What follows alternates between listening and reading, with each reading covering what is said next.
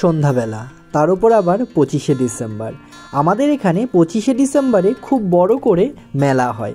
সে কারণেই সন্ধ্যাবেলা আমি ওই বন্ধুটাকে ডেকে নিয়েছিলাম আমার বাড়িতে। এবার আমরা যাব বড়দিনের মেলায়, আর একা নয়, সাথে তোমাদেরও নিয়ে যাব। হ্যালো বন্ধুরা, আমি Koushik, welcome to Koushik Mondal videos. আমার আরেকটি নতুন ভিডিওতে তোমাদের সবাইকে স্বাগত। তোমরা তো জানোই আমার বাড়ি রানাঘাট, আর রানাঘাটে বড় একটা চার্চ আছে। রানাঘাট বেগুপাড়ার এই চার্চটা খুব নাম করা।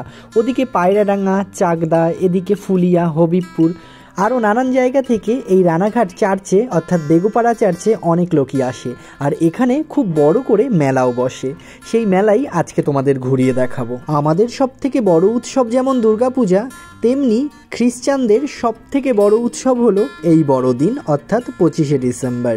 সেই কারণে আমরা যেমন দুর্গা ঠাকুর দেখতে গিয়ে বলি প্যান্ডেল দেখতে যাব, ওরা আবার ওদের প্যান্ডেলগুলোকে বলে গোশালা। আর এই দিন যীশু খ্রিস্টের জন্মদিন হওয়ার কারণে ওরা কিন্তু প্রত্যেকেই কেক খায়। আচ্ছা, তোমাদের সাথে গল্প করতে করতে আমি মেলায় চলে এসেছি। ইতিমধ্যেই তোমরা অনেকগুলোই প্যান্ডেল দেখে নিয়েছো। এই যে আমার বন্ধুটা, যার সাথে আমি মেলায় এসেছি। এবার তোমাদের এই মেলার ভিড় দেখাবো, যেই মেলাটায় কতটা ভিড় হয়।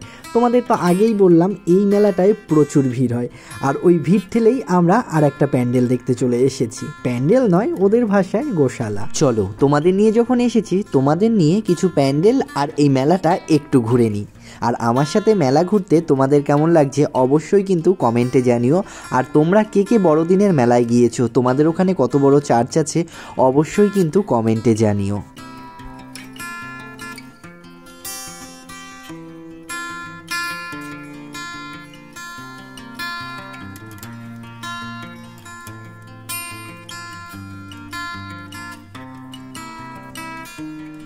এবার আমরা গুটি গুটি পায়ে যাচ্ছি চার্চের দিকে। আর দেখো, 25শে ডিসেম্বর বলে কথা, সেই দুর্গাপূজা কালী পুজোর পরে এই হচ্ছে অনেক দিন পর একটা মেলা। আর এই মেলাতে খ্রিস্টানদের থেকেও 25শে ডিসেম্বরে বাঙালিদের একটা ঢল পড়ে। আর আমাদের এদিকের এই চার্চটা এত বড় যে প্রত্যেকেই দেখতে যায়। এখন আমরা পার হলাম NH34, কেননা NH34 পার হয়ে তারপরে আমাদের চার্চে যেতে হবে। আর চার্চের ভেতরে এটা খুব সুন্দর করেছিল।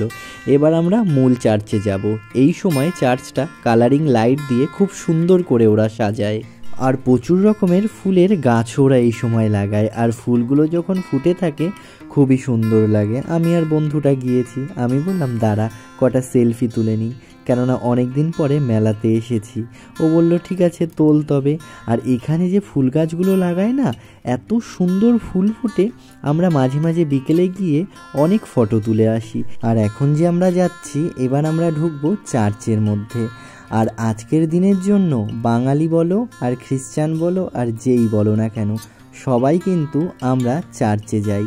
এত সুন্দর লাগে এই দিনটা ঘুরতে যেতে, কি আর বলবো। আর চার্চের ভেতরটা কত অসাধারণভাবে সাজিয়েছে একবার দেখো। এবার আমরা চার্চ থেকে বাইরে বেরোলাম। বাইরে ক্রুশ থেকে পরিত্রাণ এটা ছিল, আর এখানে প্রত্যেকেই মোমবাতি জ্বালাচ্ছিল। আর এই দেখো এখানে ভিড়টা দেখো, এত পরিমাণ ভিড় হয়েছিল কি আর বলবো। এটা আমাদের চার্চের ব্যাক সাইডটাও প্রচুর লাইট দিয়ে ওরা সাজায়। এবার আমরা কিছু আবারও সেলফি তুলে নিলাম। সেলফি তুলে এবার হাঁটতে হাঁটতে আমি যাচ্ছি সামনের স্টেজে। খুব সুন্দর একটা ফাংশন টাইপের কিছু হচ্ছিল, খুব সুন্দর গান করছিল ওরা, ইংলিশেই করছিল, কেননা চার্চের অনুষ্ঠান তো সে কারণেই। তারপরে আমরা বেরিয়ে গেলাম চার্চ থেকে। এবার আমরা দেখলাম NH34 উপরে খুব সুন্দর রঙিন রঙিন বেলুন বিক্রি হচ্ছে। আর দূর থেকে চার্চটিকে এত সুন্দর কালারিং লাগছিল, ভিডিও না করে আর পারলামই না। তারপরে আশেপাশে একটু হেঁটে হেঁটে কিছু আমরা গোশালা দেখে নিয়েছিলাম। দেখার পরে এবার আমরা বাড়ি ফিরবো, কারণ আর ভালো লাগছে না, এত ভিড় হয়েছে, বেশিক্ষণ মেলায়ও ছিলামও না। আর তোমাদের এই ভিডিওটা কেমন লাগলো অবশ্যই কিন্তু কমেন্টে জানিও। ভালো লাগলে লাইক, কমেন্ট, শেয়ার আর একটা ফলো করে দিও। দেখা হবে পরের ভিডিওতে। তোমরা ভালো থেকো সবাই বন্ধুরা।